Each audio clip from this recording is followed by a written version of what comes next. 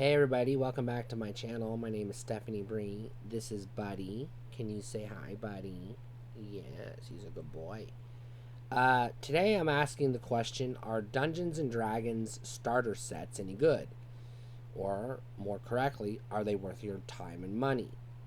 So, 5th edition Dungeons and Dragons has more starter sets than most previous editions.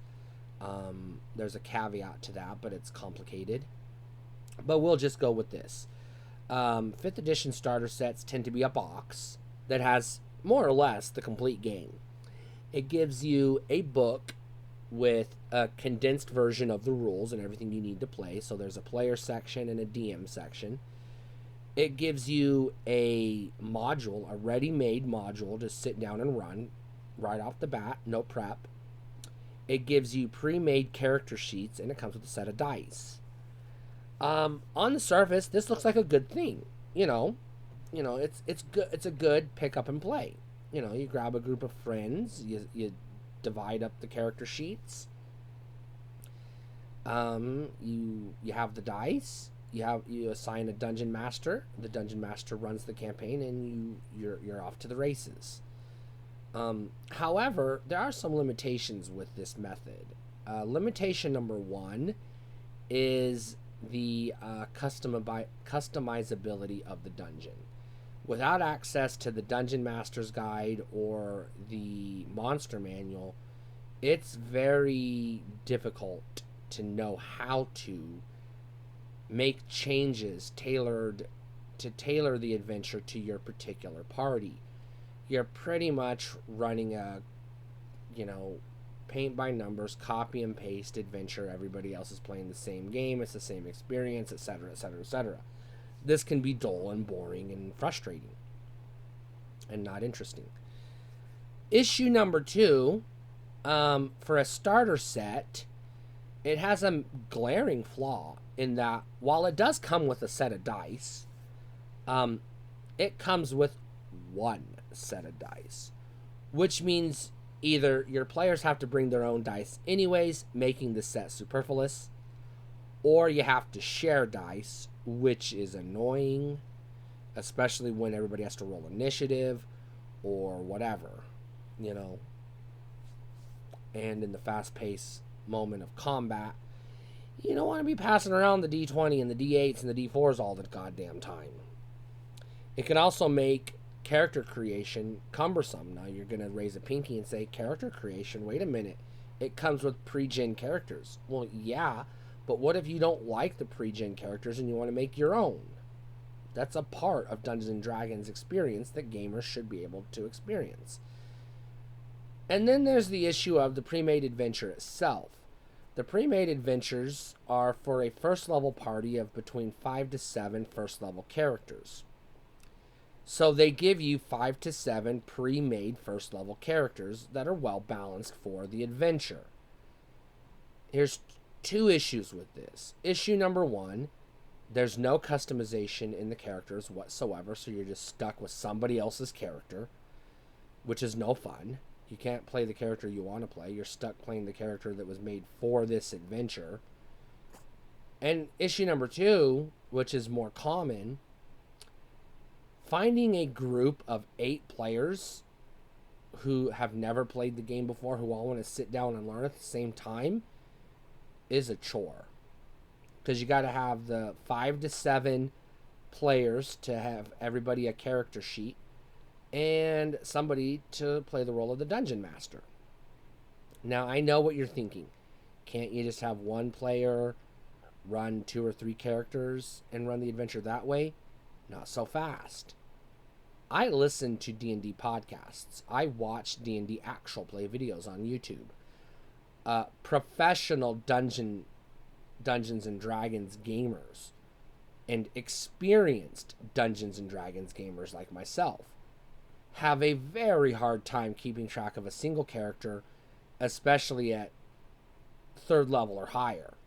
You sometimes forget you had this ability or that spell or this magic item or what have you. And you really don't want to slow combat down or even role-playing down by having to pause the game to scour your character sheet to figure out what to do next. This is hard enough to do with one character, but if you have an inexperienced player trying to scour 2 or 3 character sheets to figure out what they can and can't do, and they come across a term they're not familiar with because the starter set is designed for novice players who have no experience with the game, you have to stop and look up a rule anyways. It's just cumbersome. So in my experience and in my opinion, these starter sets are actually a bigger hindrance to new players than they are a benefit, because you learn the mechanics of the game better, the ins and outs of your specific character, your character's race and class and feats and abilities, etc., when you roll a character from scratch. And the reason why I say this is because when you're doing it from scratch, you have to look up, oh, I want to be a dwarf. Okay, you have to go to the chapter in the player's handbook and look up dwarf traits and either read or skim the chapter to have an idea of what a dwarf can do and what's the dwarf's natural abilities, like dark vision and things like that. So you learn more about the dwarf race than you do. Here's a character of a dwarf fighter named Hargle. Okay, what are Hargle's abilities? Well, they're on the character sheet. Yeah, but it doesn't tell me anything. I don't know what any of this means. Well, tough luck. Play the game anyways. SOL.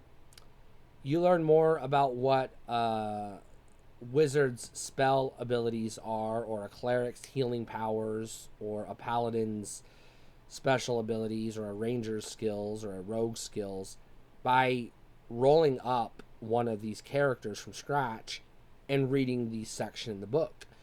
And you learn more about available skills and feats, again, by reading the section in the book to pick out which feats you want and go, oh, this feat sounds good, I'll add that to my character sheet. Versus having a pre-gen character that already has a feat assigned and you have no idea what that feat is. It's just a description. It's a one-sentence description. And you have to figure out what the fuck it means, which can cause conflicts at a table with an inexperienced player set and an inexperienced dungeon master who might not be familiar with the mechanics. And then you're going to run into issues where somebody says, I want to do this, my feat says I can, and another player says that's not what that feat is, and then you have to get a ruling from the DM, and then you're just sitting there getting people pissed off at each other. So no, I do not think pre-packaged starter modules are worth your time or your money. I think you're better off if you're on a budget.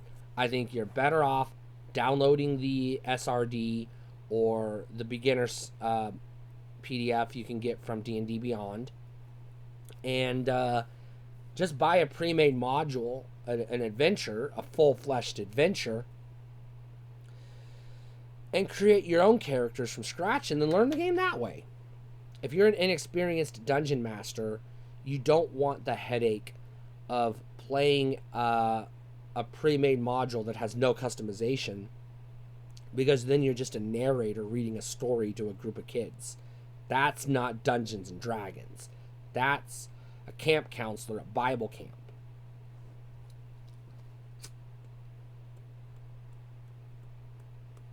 That's no fun.